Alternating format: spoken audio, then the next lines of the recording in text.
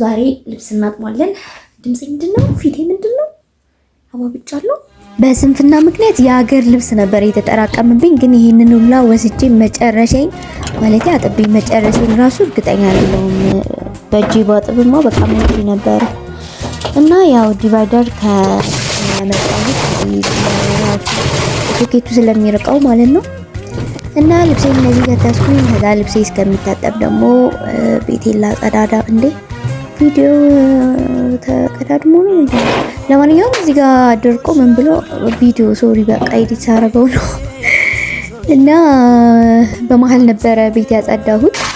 ከዛ በኋላ ልብሴን ተጣጣሁኝ። የሚተጣጠብ እቃ ነበረ። ቀይና ታጥቤ እኔም ተጣጥቤ በቃ እረፍት ለማድረግ ትንሽ ለራሴ ጊዜ ልስጥ ብዬ በስማም በጣም ሰዓት ግን ሄዶ ነበረ። 9 ሰዓት ሆኗል ኦልሞስት በቃ።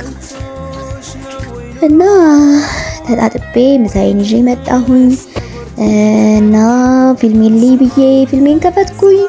የዛሬው ላይ በጣም ባጭሩ ይሄን ይመስላል። መልካም ቀን።